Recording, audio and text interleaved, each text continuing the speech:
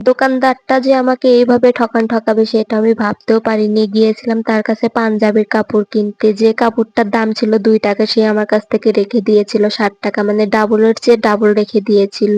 লোকটা আমার সাথে সুযোগে সদ্ব্যবহার করে দিল। অন্য সব দোকানে দেখেছিলাম, যদিও একটা দোকানে পেয়েছিলাম সেম টু সেম পাইনি, কিন্তু মাঝামাঝি একটা কাপড় পেয়েছিলাম, কিন্তু ওটা আমার হবে না, মানে যেখানে আমার লাগবে ৫ গজ সেখানে ছিল ৩ গজ। যেহেতু তার কাছে ৩ গজ কাপড় ছিল আর সেটা দিয়ে আমার হবে না, সেজন্য পরের আরেকটা দোকানে গিয়েছিলাম। আর তার কাছে কিন্তু আমি যেভাবে চেয়েছিলাম ওইভাবেই কাপড়টা পেয়েছিলাম, কিন্তু সে যে আমার সাথে এরকমটা করবে সেটা আমি ভাবতেও পারিনি। লোকটা যখনই দেখলো যে আমি যে কাপড়টা খুঁজতেছি ওই কাপড়টা শুধু তার দোকানেই আছে, অন্য কোনো দোকানে নেই, সেজন্য সে আমার সাথে সুযোগে সদ্ব্যবহারটা করেই দিল। যেহেতু আমার ওই কাপড়টারই দরকার ছিল, আমি তো ওই কাপড় ছাড়া আর কোনো কাপড়ই কিনতে পারবো না আর অন্য কোনো দোকানেও যেতে পারবো না, সেজন্য লোকটা আমার কাছ থেকে ডাবল দাম রেখে দিল।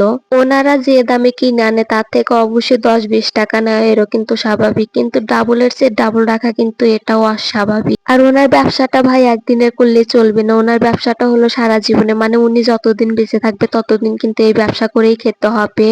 আর যে ব্যবসা নিয়ে এত প্রতারণা সেই ব্যবসা কিন্তু বেশি দিন টিকবে না। অনেকে আবার বলতে পারেন যে উনি প্রতারণা করলো কিভাবে, আর আপনি বুঝলেনই বা কিভাবে? যখন ওই কাপড়টাই আবার তার কাছে কিনতে গিয়েছিলাম যে আমরা সবাই কাপড় ড্রেস বানাবো, আর তখন কিন্তু উনি আমাদের কাছ থেকে ১৮০ টাকা গজ করে রাখতে চেয়েছিল প্রতি গজে। আর আমি যখন কিনেছিলাম তখন কিন্তু আমার কাছ থেকে ২০০ টাকা গজ করে রেখে দিয়েছিল। আমার জামার কাপড়টা কিন্তু আমি ৫-৬ দিন আগেই কিনে নিয়ে এসেছিলাম। আমার কাপড়টা কিন্তু আমি ৫-৬ দিন আগেই কিনে এনেছিলাম। আর যখন আমাদের মাথায় এই বুদ্ধিটা আসলো যে আমরা কাপড় ড্রেস বানাবো, তখন আমি বাবুর আব্বুকে আবারও দিয়ে পাঠালাম ওই দোকানে। আর তখনই কিন্তু উনি তাকে না চিনতে পারার কারণে ১৮০ টাকা গজ করে চেয়েছিল। তখন আমরা বুঝতে পেরেছিলাম যে উনি আমাদের কাছ থেকে কয়েকটা টাকা বেশি নিয়েছিল। তখন বলেছিলাম যে থাক, ২০টা টাকাই তো বেশি নিয়েছে, কিন্তু না, যখন আবার ওই কাপড় কেনার জন্য আমরা অন্য মার্কেটে গিয়েছিলাম আর তখন এর দামটা শুনে আমরা মনে হয় আকাশ থেকে পড়েছিলাম, কারণ আমি যেখানে ২০০ টাকা গজ করে কিনেছিলাম সেখানে আমরা ১০০ টাকা গজ করেই কিনে আনতে পেরেছিলাম।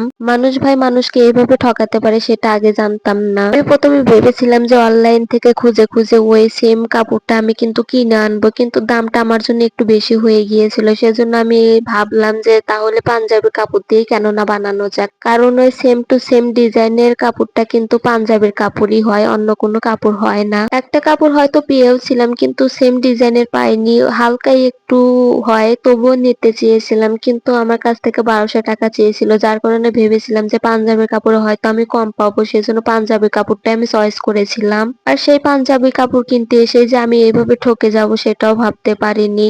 যাই হোক, ওনার ধর্ম আর আমার কর্ম, উনি যদি ৫ টাকার জিনিস ১০ টাকা বিক্রি করে বড়লোক হতে পারে সেটা ওনার ব্যাপার, আর কিন্তু মানুষকে এভাবে ঠকানো উচিত না তার। আমি ৫ গজ কাপড় কিনেছিলাম ১০০০ টাকা দিয়ে, তার সাথে কিন্তু আমাকে ফলসও কিনতে হয়েছিল। আর এমন একটা দুঃখের বিষয় যে ওনার কাছ থেকে আমাকে ফলসের কাপড়টা নিতে হয়েছিল, অন্য কোনো দোকানে ওই সাদা কালারের ফলস আমি পাইনি।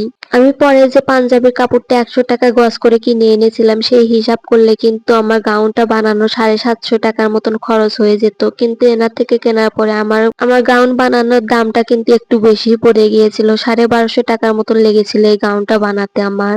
এই যে প্রথমে কিন্তু এনার দোকানে এসেছিলাম, আমি এসে কিন্তু এই কাপড়টা পেয়েছিলাম আর এই কাপড়টা কিন্তু আমার একটু পছন্দ হয়েছিল, কিন্তু কাপড়টা বেশি না থাকার কারণে আমি আর কিনতে পারিনি। তারপরে এসেছিলাম এই ভদ্রলোকটার দোকানে, উনি কিন্তু খুঁজে খুঁজে বের করতেছিল কাপড়টা। লোকটা অনেক খোঁজাখুঁজি করার পরে কিন্তু কাপড়টা বের করতে পেরেছিল, আর বের করে দেওয়ার পরে কিন্তু আমার কাছে ডাবল দামে বিক্রি করে দিয়েছিল। আমি এই পাঞ্জাবি কাপড়টা দিয়ে গাউন বানাতে যে টাকা খরচ করেছিলাম ওই টাকার ভিতরে কিন্তু আর কয়েকশো টাকা দিলেই কিন্তু আমার ২টা গাউন হয়ে যেত এই পাঞ্জাবির কাপড় দিয়ে। পাঞ্জাবির কাপড়টা কিনে বাড়িতে আনার পরে কিন্তু আমার সমস্যা হয়ে গিয়েছিল, যেখানে আমার ৬ গজ লাগতো সেখানে আমি ৫ গজ নিয়েছিলাম, আর আমার জামাটা বানাতে কিন্তু অনেক অসুবিধা হয়েছিল। সেই জামা বানানোর ভিডিওটা আমি পরবর্তী কোনো ভিডিওতে দিয়ে দেব, আর সেখানে আমার কি সমস্যা হয়েছিল সেটা আপনারা নিজেরাই দেখতে পারবেন। অনেক ভেবেচিন্তে কিন্তু আমি এই পাঞ্জাবি কাপড় দিয়ে গাউন বানানোর সিদ্ধান্ত নিয়েছিলাম, আর প্রথম ধাক্কায় এসে যে আমি এরকম হোঁচট খাবো সেটা ভাবতে পারিনি। একে তো কাপড়টা লাগবে আমার ৬ গজ, সেখানে নিয়েছিলাম ৫ গজ, তার উপর আবারও দাম বেশি রেখেছিল, যার কারণে আরো আমার ৬ গজ নেওয়া হয়নি, আমি ৫ গজে নিয়েছিলাম, ভেবেছিলাম এই ৫ গজ দিয়ে মেকআপ করতে পারবো।